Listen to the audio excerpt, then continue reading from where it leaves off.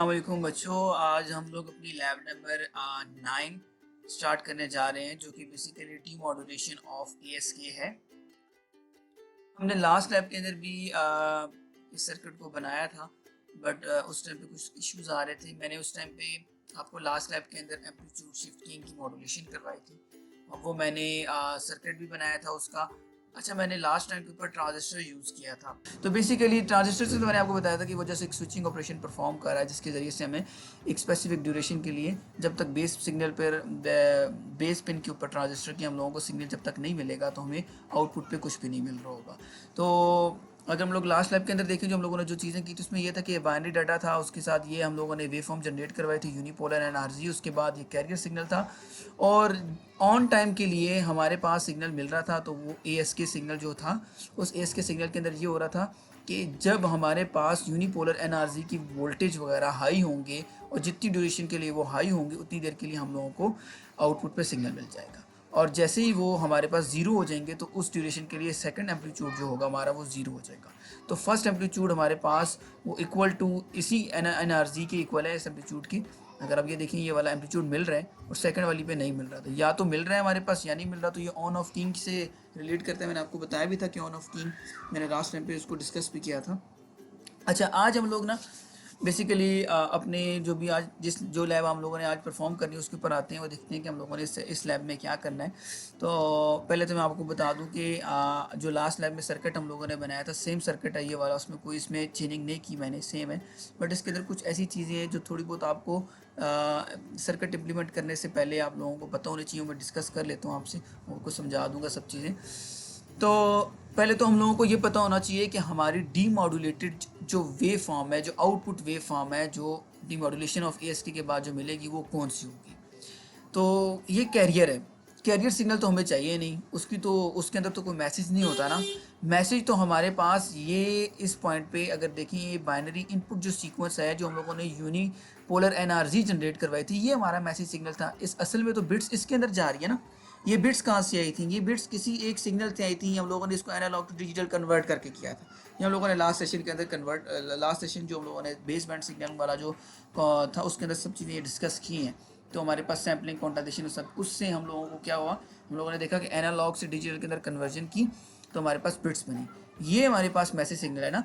अब इस message signal से हम लोगों ने यूनिपोलर एनआरजी जनरेट करवाई थी। अब ये यूनिपोलर एनआरजी हमारे पास मैसेज सिग्नल है, इसी को रिकवर करना है हम लोगों ने आखिर में। तो ये कैरियर को हम लोगों ने रिमूव करवा देना है।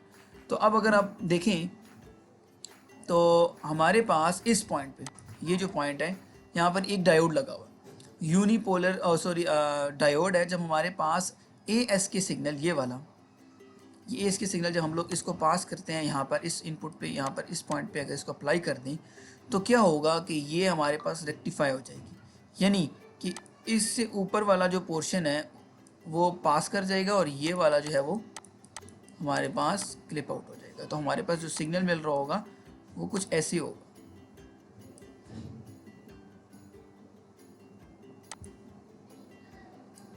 इस किस्म का सिग्नल मिल रहा होगा हम लोगों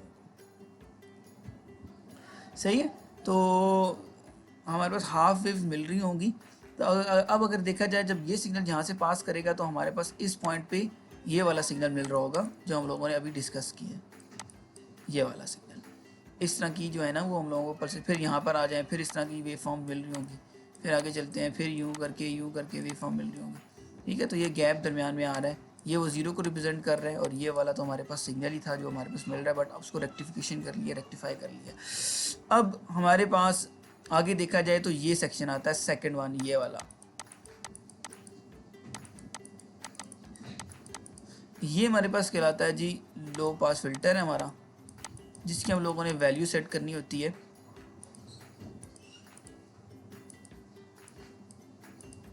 वो हम लोग फार्मूला जो होता है उसका F इज इक्वल टू 1/2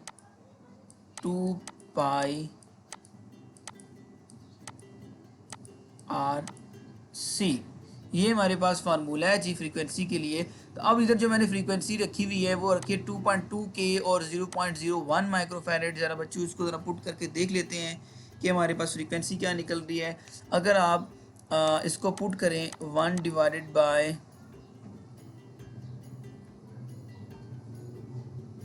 अच्छा, मैं ज़रा इसको वाइट बोर्ड को थोड़ा सा एडजस्ट कर लूँ ताकि आपको ये फार्मूलाज मेरे नज़र आ जाए। अच्छा जी, अब 1 डिवाइडेड बाई 2 मल्टीप्लाई, इसके बाद आ जाएगा जी 3.14 मल्टीप्लाई 2.2 के मल्टीप्लाई 0.01 माइक्रो फेरेड। आप ये जब सॉल्व करेंगे तो आपके पास ये अप्रॉक्सीमेटली इक्वल टू 7.3 के करीब करीब आती है। ये वाली 7.3 के करीब करीब ये हमारे पास फ्रीक्वेंसी आ जाएगी। ठीक हो गया जी, ये हमारे पास लो पास फिल्टर के ज़रिए से हम लोगों ने फ्रीक्वेंसी निकाल दी है। तो अब इसको मैं रिमूव कर लेता हूँ। अब करेगा क्या, ये हमारे पास सिग्नल इस पॉइंट पे होगा क्या कि जो हमारे पास सिग्नल मिल रहा था इस पॉइंट के ऊपर लो रेक्टिफिकेशन जो हो रही थी डायोड के बाद मिल रहा था, अब वो आगे फर्दर पास करेंगे इस पॉइंट के ऊपर। अब यहाँ पर देखेंगे तो यहाँ पर ये होगा कि ये फर्स्ट पीक तक चार्ज होगा, मतलब ये इसमें तो रिपल्स बनना स्टार्ट हो जाएंगी ना इस तरह, फिर ये यूँ, तो मतलब कुछ इस तरीके से कर करा के यूँ करके कुछ इस तरह की रिपल्स बनेंगे हमारे पास सिग्नल के अंदर। और फिर जो ये जो पोर्शन है जो ज़ीरो वाला पोर्शन है, इसके लिए वो कम्प्लीटली फिर क्या करेगा, आगे यूँ डिस्चार्ज करता जाएगा। ठीक है, तो कुछ ऐसे करके ना हमारे पास आउटपुट मिल रही है। फिर दोबारा से हमारे पास वेव फॉर्म आई है तो फिर इस तरह करके रिपल्स बन जाएंगी, फिर फर्दरली वो यूँ करके डिस्चार्ज कर देगा। तो इस किस्म की करके हमारे पास ये वेव फॉर्म मिल रही होंगी इस पिन पॉइंट नंबर, ये मैं कह देता हूँ इसको लेट्स सपोज 2, तो ये 2 ये वाला 2 है। इस पॉइंट पे जो हमारे पास वेव फॉर्म है वो ये वाली मिल रही है। अब इसके बाद फर्दर ये आगे एक कंपैरेटर लगा हुआ है, इस कंपैरेटर के ऊपर ये जो वोल्टेज वगैरह हम लोगों को मिल रहे हैं। अब मैं चाहूँ कि मैं यहाँ पर इस पॉइंट के ऊपर, ये इसके ऊपर देखिए यहाँ पर इस पॉइंट से कंपेयर करवाना चाहूँ तो यहाँ पर मुझे एक स्पेसिफिक वैल्यू 0.01 वाली सॉरी ये 10 के मैंने एक जो है ना इधर वेरिएबल रजिस्टर लगाया है, उसको 5 वोल्ट दिए, यहाँ पे एक स्पेसिफिक वोल्ट प्रोवाइड कर रहा हूँ। इन वोल्टेज को जो मेरे पास हैं रेफरेंस वोल्टेज हैं, ये वाले रेफरेंस वोल्टेज हैं। ठीक है, वी रेफरेंस, इसको कंपेयर करवा रहा हूँ मैं अपनी इस सिग्नल के साथ। जैसे ही मेरे पास ये कंपैरिजन होगा, मैं एक थ्रेशोल्ड रख दिया इस पॉइंट से इस पिन नंबर 3 के ऊपर एक स्पेसिफिक थ्रेशोल्ड रख देता हूँ। अगर वो उससे ऊपर होगा तो हमारे पास पल्स मिल जाए, ना हो तो नहीं मिले। अब होगा क्या, यहाँ पर आगे ये एक 1 किलो का रजिस्टर लगा हुआ है 6 नंबर पिन के ऊपर, देखिए तो यहाँ से जो आउटपुट निकलेगी, आगे एक जीनर लगा हुआ है, जीनर आया, आउटपुट देखेगा यहाँ पर, अगर वो आ रही है इसको जो भी मिल रही है उस पॉइंट के ऊपर वो पॉजिटिव वैल्यू जो भी मिल रही है वो हम लोगों को आउटपुट में मिल जाएगी। नेगेटिव वाले के लिए क्या करेगा, ये शॉर्ट हो जाएगा। एक के लिए तो क्या करना है, यहाँ पर आउटपुट आ जाएगी, फिर उसके बाद ये शॉर्ट करेगा, मतलब हमारे पास डायोड की तरह एक्ट करेगा एक में। अच्छा, तो इसमें होगा ये कि जब पॉजिटिव सिग्नल आएगा तो ये वाला जीनर काम करेगा, और नेगेटिव साइकिल आएगा तो ये वाला जीनर काम करेगा। तो हमें जो वेव फॉर्म जो हम लोगों की रिक्वायरमेंट के मुताबिक जो मिलनी चाहिए वो पॉजिटिव के लिए जब आए तो हमारे पास इस तरह हो जाए, ताकि नेगेटिव वाला जो ज़ीरो वाला पोर्शन है उसके लिए इस तरह की वेव फॉर्म मिल जाए। पॉजिटिव यूँ करके हमारे पास एक वेव फॉर्म कम्प्लीटली मिल जाए। ये 2 जीनर इसलिए लगाए हैं हमारे पास, तो दोनों शेप इसकी शेपिंग वगैरह भी हो जाती है कि हमारे पास कांस्टेंट वोल्टेज वो देता रहेगा। ठीक है, एक स्पेसिफिक वोल्टेज के ऊपर हमारे पास ये जीनर 5.1 वोल्ट है, तो ये 5.1 वोल्ट इधर मिल रही होंगी, और स्पेसिफिकली इसी तरह दूसरी साइड के ऊपर भी हम लोगों को उस तरह वोल्टेज मिल रही होंगी यहाँ पर। अच्छा बच्चों, ये टोटल था जी हमारा जो डीमॉड्यूलेशन का, जो हम लोगों ने डीमॉड्यूलेशन करनी है इसका प्रोसीजर था। तो अब आप लोगों को ये चीज़ याद रखनी है कि जो आपका कैरियर सिग्नल है वो जो ये कट ऑफ फ्रीक्वेंसी आपने लो पास से निकाली है इससे ज़्यादा ही होगा। ठीक है, तो कैरियर फ्रीक्वेंसी जो हम लोग रखेंगे वो ये वाली जो होगी, हम लोग अप्रोक्सीमेटली 50 के रख लेते हैं। ये ज़्यादा है तो ये ज़्यादा अच्छा रिजल्ट इससे मिल सकता है, हम लोग 50 के रख लेते हैं हम लोग। और इस सिग्नल की वैल्यू जो है ये जो ये वाला है इसके हम लोग रख लेते हैं 1 किलो हर्ट्ज़। ठीक है बच्चों, तो दोनों सिग्नल की फ्रीक्वेंसीज डिफाइन कर दी हम लोगों ने। अब इनको पहले मॉड्यूलेट करवाना है, फिर उसके बाद इसको पास करना है डीमॉड्यूलेटर से, ताकि हमारे पास डीमॉड्यूलेशन हो जाए। ठीक है, अच्छा बच्चों, अब हम लोग जो है ना इस सर्किट को यहाँ पर परफॉर्म करके देखते हैं कि रिजल्ट्स आ रहे हैं जो हम लोग डीमॉड्यूलेटेड वेव के चाहते हैं। सबसे पहले कंपोनेंट वगैरह चूज़ कर लेते हैं। सबसे पहले तो हम लोगों को वो करना होगा मॉड्यूलेटर के लिए 107 को, तो ये ले लेते हैं। उसके बाद आ जाता है हमारे पास रजिस्टर, एक रजिस्टर हो जाएगा, और हमारे पास कैपेसिटर आ जाएगा, और आ जाएगा 1N4001 का डायोड आ जाएगा, और हमारे पास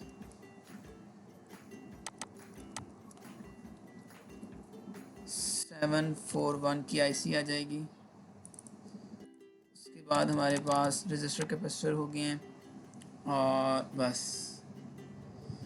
जीनर भी आ जाएगा एक जीनर 5.1 वोल्ट। ये रहा जी, मैं ये वाला चूज़ कर रहा हूँ। ठीक हो गया। अब करना ये है, सबसे पहले तो हम लोग BC107 को लेंगे, और इसके साथ जो है वो अपना जिस तरीके से हम लोगों ने रजिस्टर लगा देना है, लास्ट टाइम की तरह जिससे हम लोगों ने सर्किट बनाया था वैसे ही हम लोगों ने जो है ना अभी भी बना देना है, और कनेक्ट, और इसको ग्राउंड से अटैच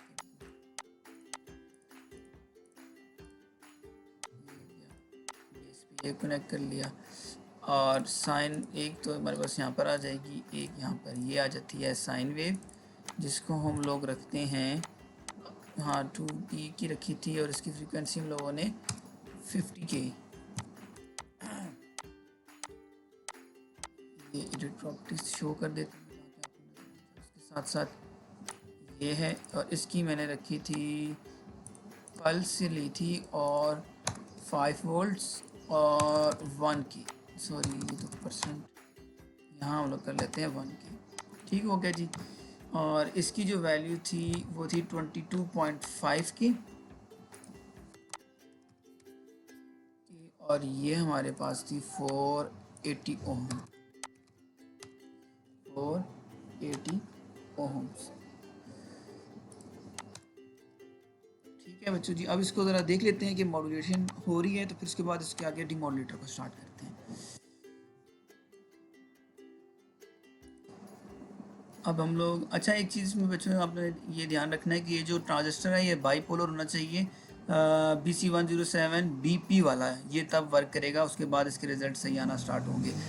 अच्छा, अब हम लोग जो है ना अपना डीमॉड्यूलेटर का सेक्टर जो सेक्शन सर्किट वगैरह वो बनाना स्टार्ट करते हैं। पहले तो आ जाएगा हमारे पास 1N4001 का डायोड, और उसके बाद हमारे पास आ जाता है ये लो पास फिल्टर, एक ये रेजिस्टर आ जाएगा, एक कैपेसिटर आ जाएगा। तो हम लोगों ने फ्रीक्वेंसी निकाली थी वो 7.3 समथिंग के बनती थी ना।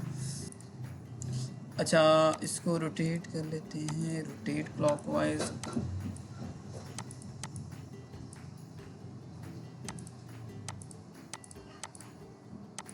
जो कि अटैच, इसको हम लोगों ने इसको डाउन कर लेते हैं क्योंकि ये दोनों भी ग्राउंड ही है ना। इसकी वैल्यू 2.2 के रख देनी है आपने, और इसकी वैल्यू हम लोगों ने रख देनी है 0.01 माइक्रोफैरेड। ठीक हो गया जी। ये हमारे पास लो पास फिल्टर के बाद तक जो हमारे पास आउटपुट मिल रही है वो है, तो 0.01 माइक्रोफैरेड, 2.2 के रजिस्टर, 1N4001 का डायोड, और ज़रा इसको ज़रा आउटपुट पे देख लेते हैं एक मरतबा कि हाँ मिल रही है आउटपुट वगैरह हम लोगों को। वैसे जिस तरह ये आ गया ऊपर येलो वाली हमारे पास ASK सिग्नल, और ये जो दूसरी वाली मिल रही है मैंने आपको बताया था कुछ रिपल्स टाइप करके इस तरह की वेव फॉर्म मिल रही होगी। इसका ज़रा ये देखिए ज़रा, वैसे ही है ना बच्चों जिस हम लोगों ने पहले डिस्कस किया था उधर थ्योरी के अंदर जो मैंने चीज़ें बताई थी, वैसे ही मिल रही है हम लोगों को वेव फॉर्म। अब हम लोग इसको पास करते हैं फर्दर जी आगे आगे हम लोगों ने भी इसको पास करना है कंपैरेटर से। तो कंपोनेंट्स में जाके सबसे पहले 741 का कंपैरेटर अटैच करना है। पिन नंबर 2 इसकी नेगेटिव है तो ये कनेक्ट हो जाती है, इन्वर्टिंग पिन पे दे रही हैं तो रिजल्ट भी हम लोगों को जो है ना वो थोड़े से डिफरेंट ही मिलेंगे लास्ट से। इसको हम लोग इसके साथ लो पास फिल्टर के साथ कनेक्ट कर देते हैं। पिन नंबर 3, अच्छा पिन नंबर 3 के लिए हम लोगों को पोटेंशियल मीटर चाहिए, वो हम लोग चूज़ कर लेते हैं कंपोनेंट से। यहाँ पर लिखेंगे पोट डैश एच जी, तो यहाँ ये आ जाएगा पोटेंशियल मीटर। इसको हम लोगों ने कनेक्ट करना है इस पॉइंट पे। इसकी सेंटर वाली जो पिन है ये वाली, ये अटैच हो जाएगी पिन नंबर 3 पे। ये वाली पिन हम लोग ग्राउंड कर देंगे, और ये जो ऊपर जो दूसरा हमारे पास आ रही है ये वाली पिन, इसको हम लोगों ने डीसी वोल्टेज प्रोवाइड करना है यहाँ पर। वो डीसी वोल्टेज हम लोग यहाँ पर अटैच कर देते हैं, ये होंगे 5 वोल्ट्स। ठीक है जी, 5 वोल्ट्स ये आ जाते हैं। और उसके साथ क्या होगा, अब हम लोगों ने ऑप एम्प को भी दे देनी है, इसको भी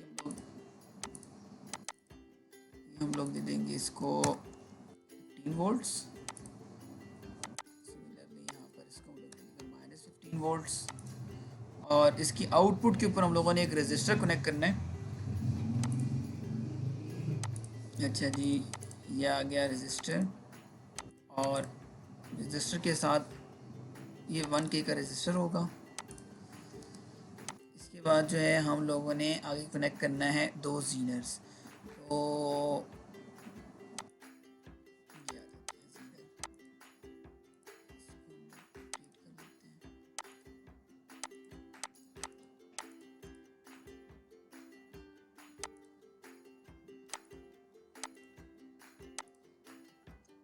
और इस पॉइंट को अटैच कर देना है ग्राउंड। ये हमारा बन गया जी कंप्लीट सर्किट, हम लोगों ने बना लिया है। अब इसके अंदर ये जो ASK मॉड्यूलेटर की आउटपुट थी हम लोगों ने डायोड को दी, डायोड से लो पास फिल्टर में गई, लो पास फिल्टर से आगे हम लोगों ने कंपैरेटर की नेगेटिव पिन भी दी, और पॉजिटिव वाली को हम लोगों ने एक वोल्टेज डिवाइडर नेटवर्क समझ लें इसको, हम लोगों ने इधर 5 वोल्ट दिए और इधर पोटेंशियल मीटर लगाया, जिससे वोल्टेज चेंज होकर हम लोगों को इधर रेफरेंस वोल्टेज में वेरिएबल वोल्टेज मिल रहे होंगी। रेफरेंस वोल्टेज जो होंगी वो वेरिएबल होंगी। फिर यहाँ पे DC वोल्टेज अप्लाई करने हैं, 1K का रजिस्टर लगाना है, ये 2 आगे जीनर डायोड्स कनेक्ट कर देना है। अच्छा, अब हम लोग इसको ज़रा रन करके देखते हैं कि आउटपुट हम लोगों को मिल रही है कि नहीं मिल रही। रन,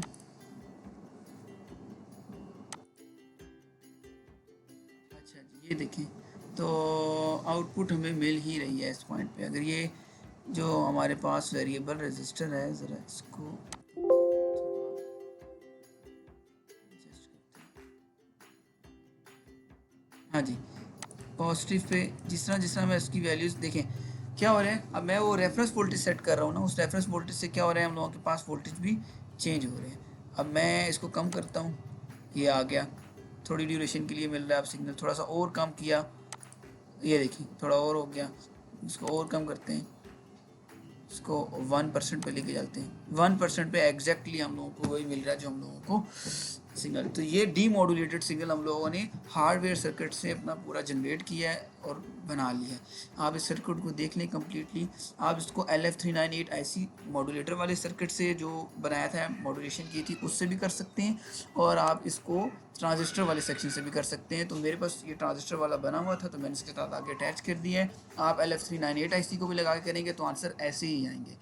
ठीक हो गया जी, ये हमारा completely amplitude module ASK modulator with ASK demodulator hardware circuit था। अब मैं इसको जो है ना वो आपको मैटलैब के ऊपर बताता हूँ कि मैटलैब के ऊपर इसको आप कैसे कोहेरेंट डीमॉड्यूलेशन इसकी कर सकते हैं। तो उसके लिए हम लोग जो जिस तरह लास्ट टाइम पे हम लोगों ने कोड लिखा था मैटलैब का, जिसमें ASK जनरेट करवाई थी, सिमिलर उन्हीं स्टेप्स के ऊपर आज हम लोग इसको डीमॉड्यूलेट करवाएंगे। तो डीमॉड्यूलेशन पहले करवाने से पहले हम लोग पहले ये देख लें कि डीमॉड्यूलेटर की ब्लॉक डायग्राम कैसी होती है। ठीक है, अच्छा जी, ये हमारे पास डीमॉड्यूलेटर कोहेरेंटली डीमॉड्यूलेशन कैसे की जाती है उसकी हमारे पास एक ब्लॉक डायग्राम है। अच्छा, अब यहाँ पर हमारे पास जो R(t) है वो हमारा ASK सिग्नल है, और उसके बाद हम लोगों को जब हम लोग कोहेरेंटली डीमॉड्यूलेशन करते हैं तो हमारे पास जो होता है इस R(t) ASK सिग्नल का और जो कैरियर सिग्नल जो हम लोग इधर लेंगे, इनका फेज जो है वो बिल्कुल सेम होना चाहिए। तो इधर हम लोगों ने कैरियर सिग्नल लिया है, तो ये कैरियर सिग्नल मल्टीप्लाई करवा देना है हम लोगों ने ASK सिग्नल से। तो उसके बाद मल्टीप्लाई करवाने के बाद ये P(t) जो है ये एक किस्म की पल्स है।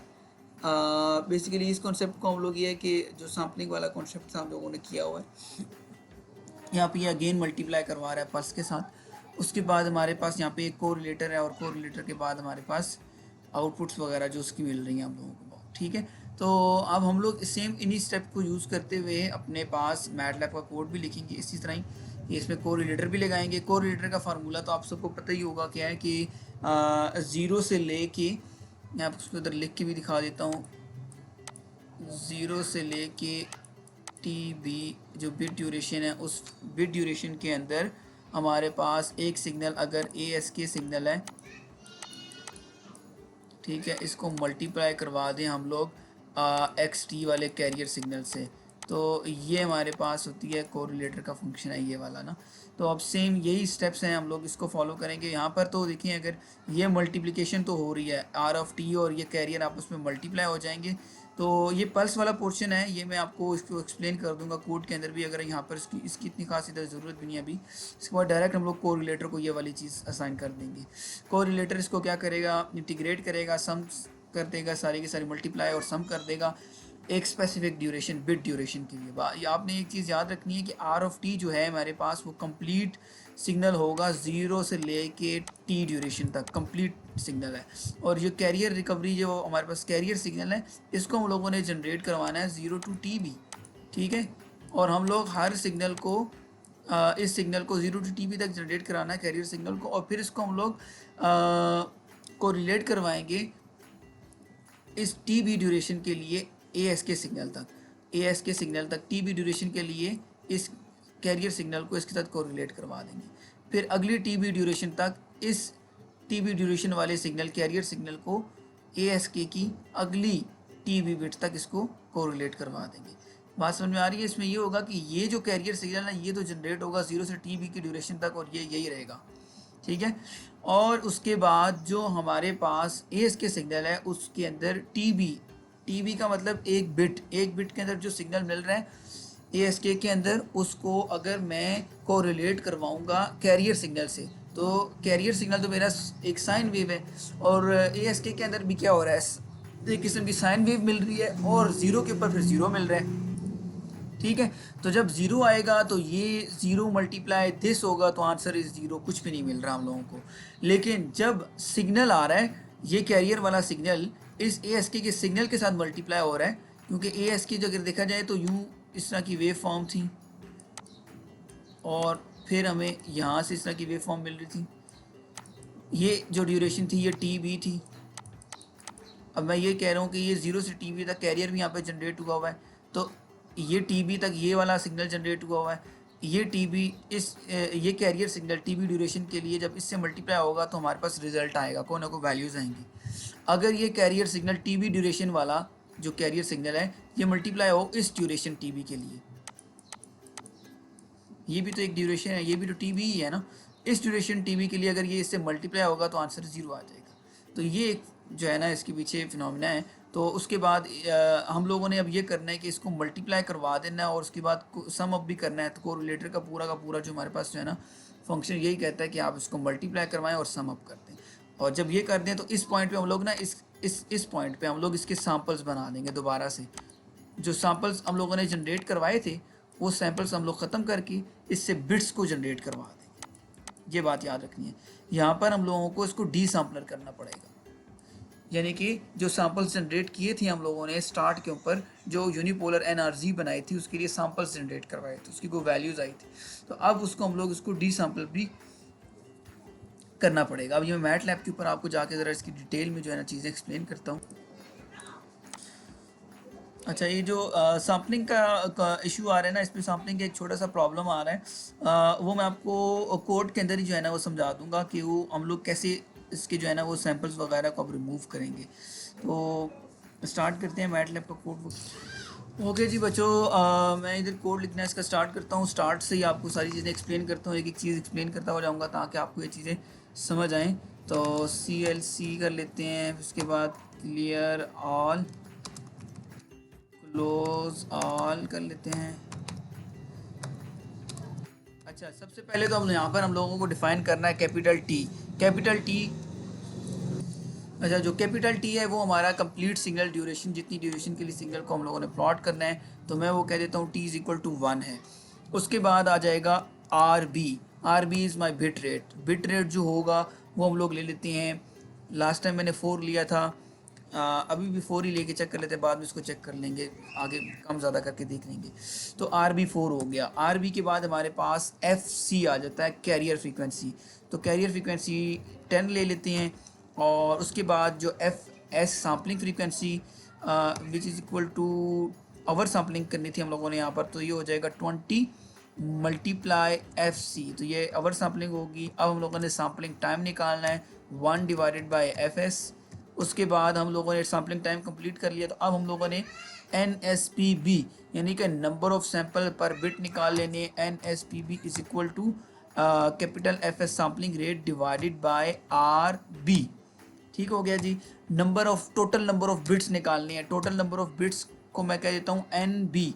ये होगा आपका कि आर बी को अगर मैं मल्टीप्लाई करवा दूँ कैपिटल टी से, तो हमारे पास एन बी आ जाएगा।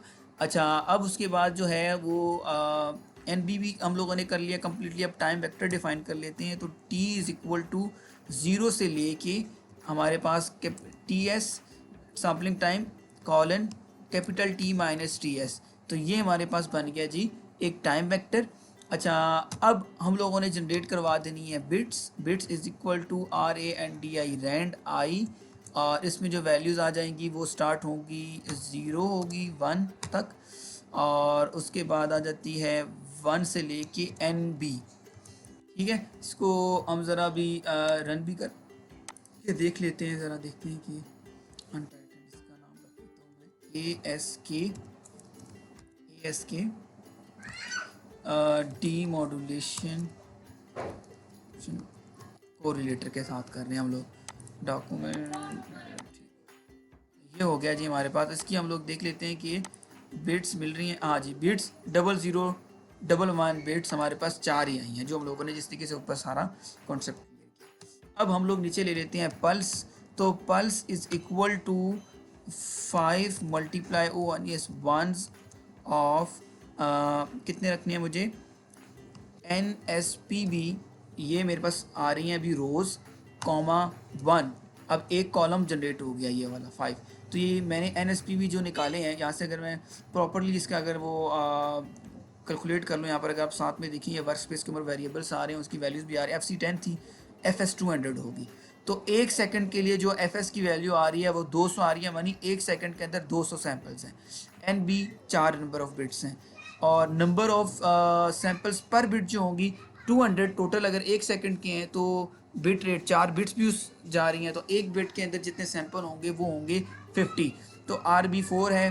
टी 200 का हमारे पास जो है वो एक वेक्टर जनरेट करवाया हम लोगों ने टी, और ये आ गया टी एस 0.05 है।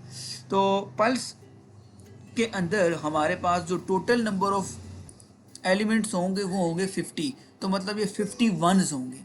अगर मैं इसको प्लॉट कर लूँ, रन कर लेता हूँ, तो ये देखिए ये 51 है। तो एन एस पी बी हो गया। पल्स के अंदर 50 क्रॉस 1 की हमारे पास 5 से आ रहा है, क्योंकि 5 से मल्टीप्लाई कराया था मैंने 1 को।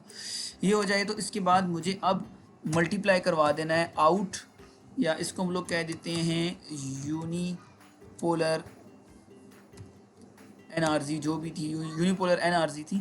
तो वो हो जाएगी bits dot multiply PULSE pulse. अब ये एक मैट्रिक्स बन जाएगी, जो मैट्रिक्स की हमारे पास 4 कॉलम्स होंगे। ये लें जी, ये हमारे पास आ गया जी 4 कॉलम्स। ठीक है जी, ये आ गया यूनिपोलर की। अब इसको हम लोगों ने रीशेप करके एक वेक्टर के अंदर लेके आना है। तो हम लोग सिंपल ये कर लेते हैं, इसी के साथ रीशेप यहाँ यूज़ कर लेते हैं। रीशेप ब्रैकेट में ये करके इसको 1 एक रो बना दे, कॉलम जितने मर्जी बनने हैं बन जाए। ठीक हो गया जी, ये रीशेप की कमांड से। अब इसको दोबारा से देख लेते हैं। अच्छा, अब इसको हम लोग देख लेते हैं यूनिपोलर। मैंने इसको सेमी कॉलन लगा दें, इधर भी सेमी कॉलन लगा दें, इसको रन कर लेते हैं जी। हाँ जी, ये देखें हमारे पास एक वेक्टर जो था वो कम्प्लीटली बन गया। बिट्स आ गए हैं। पहली जो 50 थी, इसका मतलब फर्स्ट जो वैल्यू थी वो 1 थी।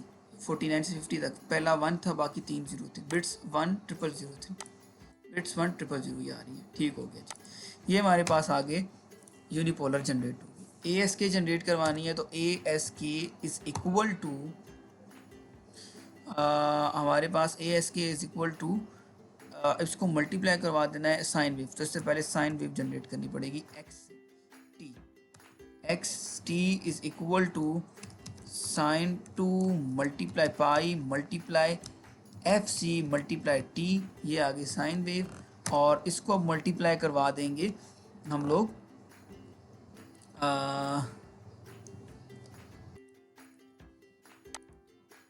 Unipolar energy. तो ASK is equal to uni dash P dot multiply XT। अब इसको रन करके देखते हैं कि प्लॉट हो रहा है हमारे पास। Plot T comma ASK। Okay issue आ रहा है।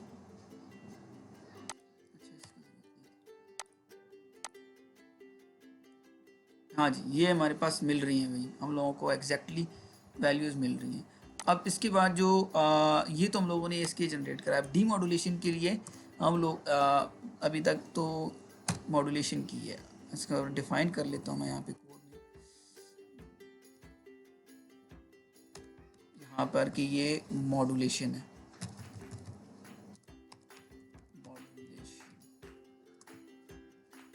अब हम लोग करते हैं डीमॉड्यूलेशन।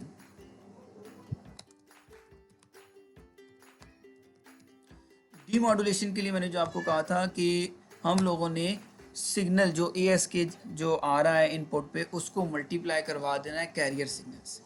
ठीक है, कैरियर सिग्नल से मल्टीप्लाई करवाने के बाद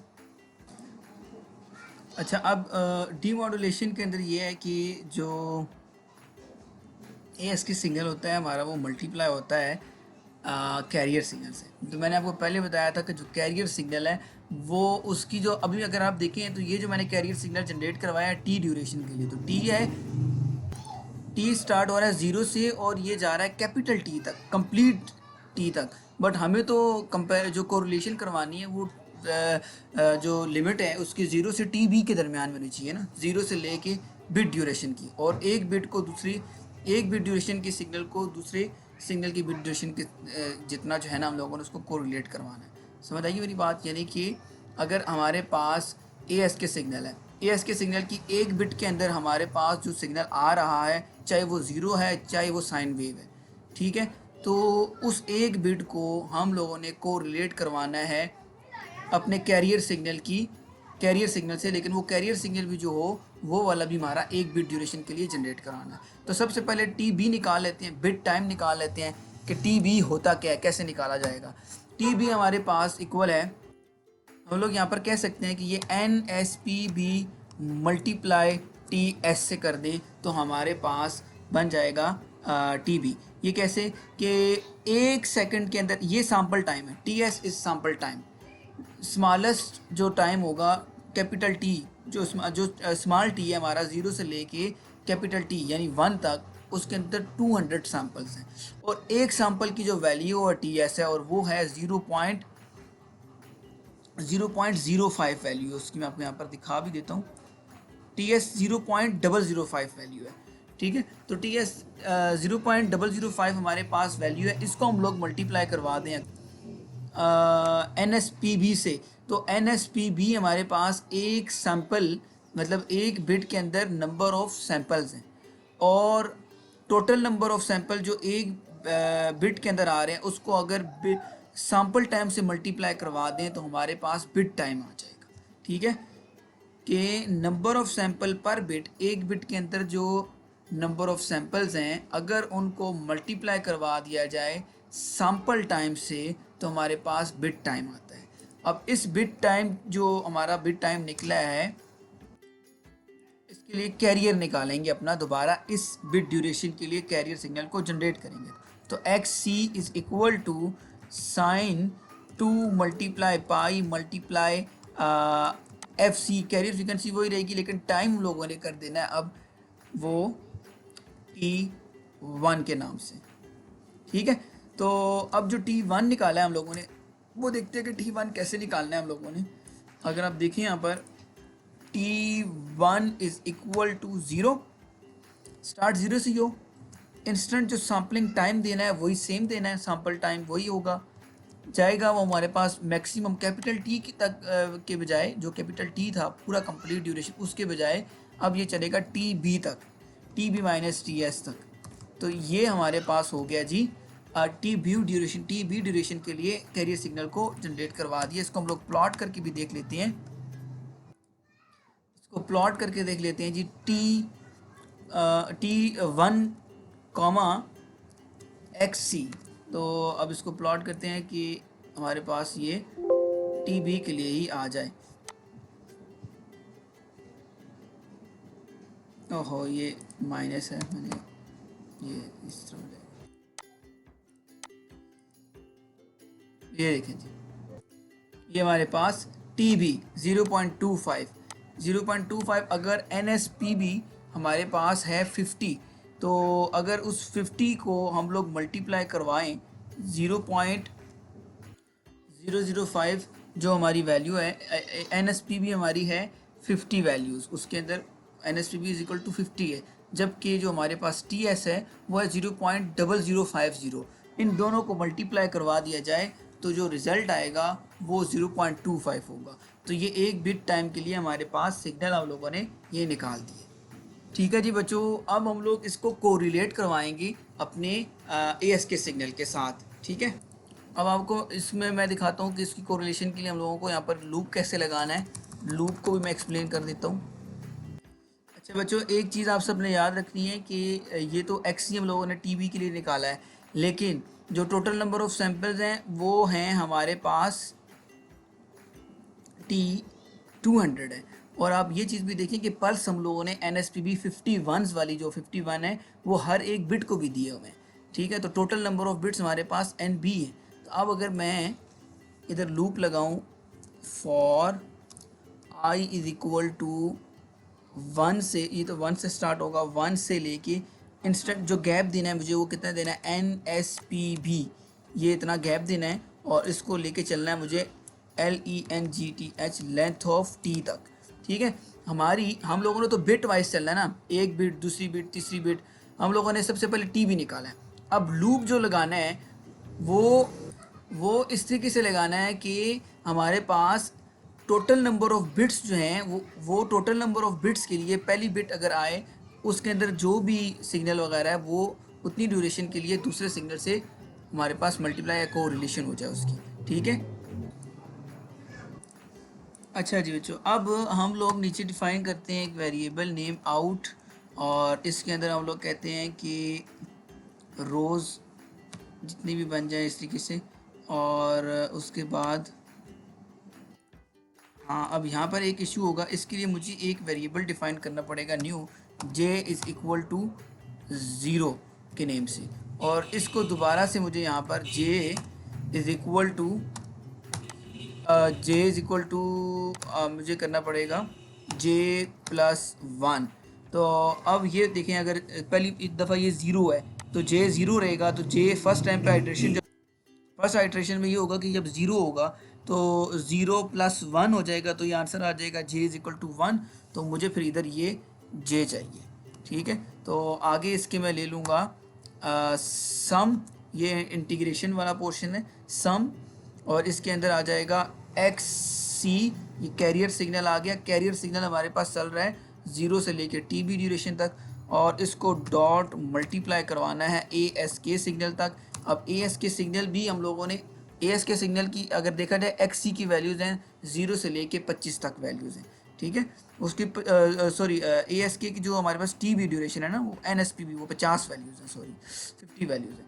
तो जो पहली वैल्यूज़ होंगी NSPB के थ्रू अगर हम लोग देखें कि जो XC की वैल्यूज़ हैं वो 50 वैल्यूज़ हैं। ठीक है, ये 50 वैल्यूज़ हैं इधर, और ASK का जो वेक्टर है उसकी 200 वैल्यूज़ हैं। तो हमें तो 200 वैल्यूज़ नहीं चाहिए, क्योंकि एक्स सी को जो एक्स सी की 50 वैल्यूज़ हैं वो ए एस के की पहली 50 वैल्यू से मल्टीप्लाई हों, फिर एक्स सी की 50 वैल्यूज़ वही वाली एक्स सी की 50 वैल्यूज़ ए एस के की अगली 50 वैल्यू से मल्टीप्लाई हो जाए, फिर इसी एक्स सी की 50 वैल्यूज़ ए एस की थर्ड नंबर पे जो 50 वैल्यूज़ आ रही हैं उनसे मल्टीप्लाई हो जाए। तो इस लॉजिक को बनाने के लिए आप ये कर सकते हैं कि इसके अंदर लिखें स्टार्ट करवाएं, स्टार्टिंग कहाँ से हो, आई से हो, आई आपका स्टार्ट हो रहा है 1 से और ये चले कहाँ तक, एन एस पी बी तक चले। अब फर्स्ट टाइम के लिए तो ये वैलिड है, फर्स्ट टाइम के लिए इसने क्या किया जी, एक्स सी लिया, पहली दफ़ा आई इजिकल टू 1 हुआ, तो 1 से लेके इसने एक्स सी को 25 वैल्यूज़ थी, उन सारी की सारी 25 वैल्यू को ए एस के आई 1 से लेके एन एस पी 50 वैल्यूज़ हैं, सॉरी मैं 25 इसके साथ मैच कर रहा हूँ बार बार, क्योंकि मैंने 25 वैल्यूज़ पहले डाली थी, इस वजह से बार बार ये हो रहा है, एन एस पी बी की 50 वैल्यूज़ हैं बच्चों, ठीक है। तो 1 से लेके एन एस पी बी 50 है, ठीक है। तो हमारे पास सम x C a s k i colon N S P b, इसका मतलब ये है कि एक्स सी की 50 वैल्यूज़ ए एस के की 50 वैल्यूज से मल्टीप्लाई करवानी और फिर उनका सम कर लेना आपस में। अब देखते हैं कैसे होगी ये। आई 1 है फर्स्ट टाइम पे, जब आई इजिकल टू 1 है तो यहाँ पे आई 1 है, colon N S P B 50 है, तो 1 से ले के 50 वैल्यूज़ ए एस की सिलेक्ट हो जाएंगी, आ जाएंगी फर्स्ट टाइम के लिए तो आ जाएंगी, और वो ए एक्स सी से मल्टीप्लाई भी हो जाएंगी और रिजल्ट भी आ जाएगा। और आउट के अंदर variable out J is equal to 1 के अंदर आउट की अगर ये देखें ये क्या है रोज, तो पहले कॉलम के अंदर पहले कॉलम में अगर देखा जाए हमारे पास ये रिजल्ट मिल भी जाएगा, ठीक है ना, बात समझ रहे हैं। तो इसमें ये हो रहा है कि हमारे पास पहले कॉलम के अंदर ये वाली वैल्यूज़ मिल रही है, लेकिन सेकंड टाइम के ऊपर तो इशू आ जाएगा। सेकंड टाइम के लिए क्या करेंगे, तो सेकंड टाइम से क्योंकि सेकंड टाइम अगर देखें तो आई अब बन जाएगा वो इक्वल हो जाएगा एन एस पी बी के, तो लेकिन एन एस पी बी तो अभी भी यहाँ पे 50 है, इसको तो हम लोग चेंज नहीं कर सकते हैं। यहाँ पर आई अभी एन एस पी बी के इक्वल आ गया है, क्योंकि सेकंड आइट्रेशन में एन एस पी बी का एक डेल्टा है, तो इतने गैप के बाद 50 था तो 51 वैल्यू हो जाएगी अब यहाँ पर आई की। तो यहाँ पर एन एस पी बी की वैल्यू तो फिर भी 50 है, 51 से कॉलन 50, ये तो लूप सही नहीं चल रहा, तो इसके लिए फिर इसको एन एस पी बी को मैं मल्टीप्लाई करवा दूंगा जे से। अब ये हो रहे हैं कि N S P B J से मल्टीप्लाई होगा, सेकेंड आइट्रेशन जब होगी तो j is equal to J, पहले लास्ट टाइम तो 1 था, अब यहाँ पर j हो गया 1, 1 + 1 j हो जाएगा 2, तो j2 यहाँ पर मल्टीप्लाई हो जाएगा एन एस पी बी से। तो अब यहाँ पर सेकंड आइट्रेशन में i बन जाएगा 51 और एन एस पी बी हो जाएगा 50 × 2, तो ये बन जाएगा 100। अब ये वैलिड हो जाएगा, अब ये क्या करेगा कि हमारे पास रिजल्ट्स देगा। होपफुली बच्चों आपको ये समझ आया हो, तो इसको मैं एक दफ़ा ज़रा आपको बता देता हूँ, उसके बाद जो अगले आगे स्टेप्स करने हैं वो भी मैं आपको एक्सप्लेन कर देता हूँ। लेकिन ये चीज़ में जो है ना, ये जो लूप लगा रहा हूँ इसके अंदर थोड़ा सा जो है ना आपने केयर करनी है, इसको ज़रा आइट्रेशन वाइज लगा के आप खुद भी एक दफ़ा रन करके देखिए, समझें इसको, ये काफ़ी इंपॉर्टेंट है। तो ये जे जो है मैंने ये बिट्स के लिए यूज़ किया हुआ है यहाँ पर, ठीक है। तो इसलिए जितनी दफ़ा लूप चलेगा उतनी दफ़ा आइट्रेशन ये जे प्लस होता जाएगा। मतलब अगर जे फर्स्ट टाइम पे 0 था तो 0 इधर आया, जे प्लस 1 किया यानी 0 + 1 तो जे 1 हो गया फर्स्ट आइट्रेशन के लिए। तो फिर ये सेकंड आइट्रेशन में ये 2 हो जाएगा, और ये जे मैंने इधर एन एस पी बी के साथ मल्टीप्लाई करवाया हुआ है, तो यहाँ पर ये एन एस पी बी जब जे से मल्टीप्लाई हो जाएगी तो वैल्यू हमारे पास उस लिहाज से मिलना स्टार्ट हो जाएंगी, ठीक है जी, जिससे कि हम लोगों को रिक्वायर्ड है। अब आउट के अंदर ये वेरिएबल सारा डाटा स्टोर हो रहा है। मैं आपको एक दफ़ा इसकी ना रिजल्ट्स दिखा भी देता हूँ, यहाँ पे एंड करके इसको z is equal to out कर लेते हैं जी। अब इसके आउटपुट्स वगैरह देख लेते हैं कि वाकई में हमें मिल रही है नहीं मिल रही। हाँ जी, z के अंदर जो बिट्स, अच्छा मैं बिट्स थोड़ी सी कम कर लेता हूँ, मेरे पास इज इक्वल टू 1 के लिए हम लोग रख के करते हैं इसको।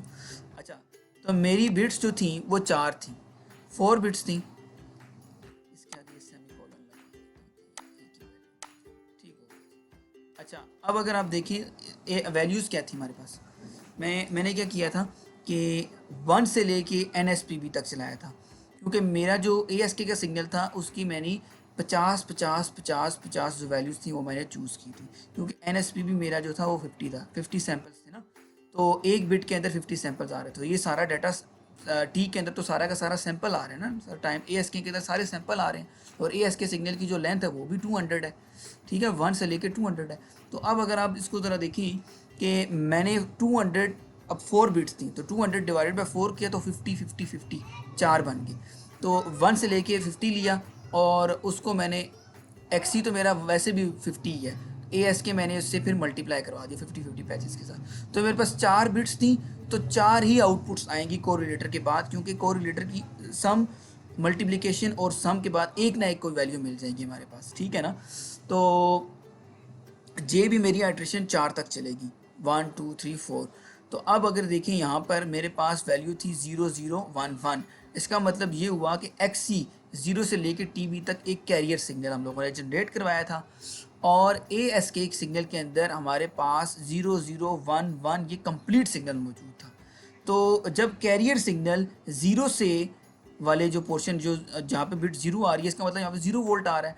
तो ए एस के अंदर जो 0 वोल्ट आ रहे हैं वो अगर मल्टीप्लाई हो जाए कैरियर सिग्नल से जो बिट ड्यूरेशन तक जनरेट करवाया हुआ हम लोगों ने ये एक्स सी वाले से, तो आंसर 0 आएगा। इसी तरह ये 0 इससे मल्टीप्लाई करवाया जाए सेकंड वाले से तो 0 आएगा। अगर ये 1 से मल्टीप्लाई कराएंगे तो कोई पॉजिटिव वैल्यू आएगी। इसी तरह सेकंड वाले 1 से मल्टीप्लाई कराएंगे तो उसकी भी कोई ना कोई वैल्यू आएगी। इस 1 का मतलब ये है कि ए एस के अंदर ये 1 जो शो कर रहे हैं हम लोग, इसका कोई ना कोई कैरियर सिग्नल आ रहा है, इसके ऊपर सिग्नल साइन वेव मिल रही है, एक बिट ड्यूरेशन के लिए कैरियर सिग्नल मिल रहा है, और वही बिट ड्यूरेशन का कैरियर सिग्नल मैं एक्स सी वाले बिट ड्यूरेशन के कैरियर सिग्नल से मल्टीप्लाई करवा के और पूरा सम ले लेता हूँ, तो मेरे पास 125 वैल्यू आ जाती है। इसी तरह अगले 1 से करवाएंगे तो हमारे 125। अच्छा, ये जो नेगेटिव वाला जो पोर्शन आ रहा है मैं इसको ज़रा रिमूव करना चाह रहा हूँ। मैं इसकी जगह पे यहाँ पर ना ए बी एस ले लेके ज़रा इसको सॉल्व करना चाह रहा हूँ ताकि सारी वैल्यूज़ पॉजिटिव ही आ जाए। तो ये कर लेते हैं ए बी एस आउट करके, और इसको मैं ग्रेटर देन 0 कर लेता हूँ। अब ये सारी वैल्यूज़ बन गई हैं पॉजिटिव, लेकिन उसके अंदर अगर वैल्यू 0 से बड़ी हुई तो आंसर 1 आएगा, अगर वैल्यू 0 से बड़ी ना हुई, छोटी हुई, तो वो आंसर 0 देगा। ये ट्रू एंड फॉल्स की मैंने एक कंडीशन स्टेट लगा दी यहाँ पे। अगर 0 से बड़ी है मतलब ये देखें ये 0 आ रहा है, 0 आ रहा है। अगर 0 से बड़ी है तो 125 वाली 0 से बड़ी है भी इस टाइम पे, तो इसका मतलब यहाँ पर 1 दे देगा। और अगर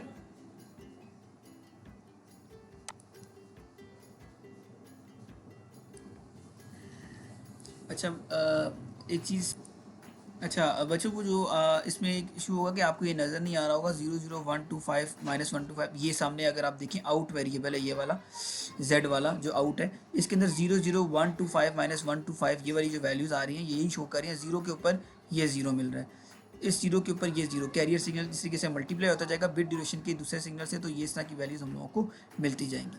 अब मैं चाह रहा हूँ कि इसको बिट्स लेके आऊँ आउटपुट के ऊपर, तो मैं जस्ट ये मैंने लिखा है। अब अगर मैं z इसको दोबारा से रन करूँगा तो मेरे पास बिट्स आ जाएंगी, तो इसको रन कर लेते हैं जी। हाँ जी बच्चों, अब अगर आप देखें तो जो डाटा मिल रहा है हमारे पास,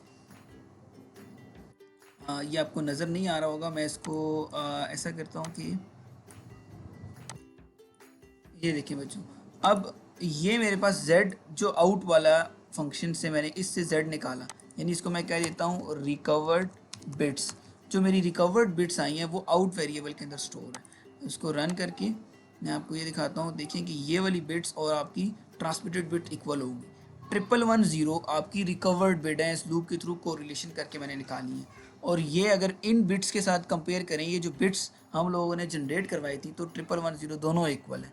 इसका मतलब हमारे पास जो सिग्नल हम लोगों ने जनरेट करवाया डाटा, बाइनरी डाटा, वो ही हम लोगों ने रिकवर्ड भी कर लिया यूजिंग कोरिलेटर, और डिमॉड्यूलेशन करके हम लोगों ने कोरिलेटर को यूज़ करते हुए हम लोगों ने यहाँ पर अपना डाटा रिकवर कर लिया है। अच्छा, एक चीज़ और है बच्चों, इसमें आप इसका बिट एरर भी निकाल सकते हैं कि इसके अंदर इन दोनों के दरमियान में अगर कोई एरर आ रहा है, अगर नहीं मैच कर रही, तो वो किस तरीके से निकालें। तो error is equal to BITERR, इस कमांड्स के ज़रिए से आप दो वेक्टर्स को, यानी बिट्स आपकी जो जनरेट हुई थी और रिकवर्ड बिट्स को कंपेयर करवा सकते हैं।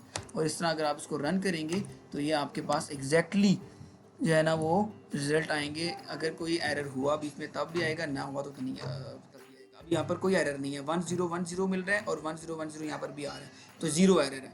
ठीक है, इस तरह अगर आप इसकी वो टाइम को बढ़ा भी दें, बेशक मैं इसकी जगह पे 5 भी कर दूँ, तो 5 और 20 बिट्स के लिए भी ये क्या हो जाएगा, हमारे पास ये बिट्स सेम आ रही है, कोई इशू नहीं है, एरर 0 दे रहा है। ये थी बच्चों आज की लैब। उम्मीद है आप सबको ये अच्छी तरीके से समझ आई होगी। मैंने काफ़ी कोशिश की है कि आपको हार्डवेयर वाला सर्किट भी समझाऊं सही तरीके से, और ये वाला कोड भी सही तरीके से कोशिश की है कि आपको अगर समझ आ जाए अच्छे तरीके से। कोई अगर इसमें प्रॉब्लम रह गई है, कोई चीज़ ऐसी है जो समझ ना आई हो, मैंने काफ़ी कोशिश की है कि हर एक चीज़ को ज़रा रन करके आपको एक्सप्लेन की जाए, समझाई जाए। फिर भी अगर आपको समझ नहीं आई तो आप जो हमारा सेशन है ऑनलाइन सेशन, उसके अंदर भी जाके आप मुझसे क्वेश्चन वगैरह पूछ सकते हैं डिटेल के अंदर, ताकि हम लोग वहाँ पर भी डिस्कस कर लें। ओके बच्चों, खुदा हाफिज़। इंशाल्लाह नेक्स्ट लैब में हम लोग मिलेंगे।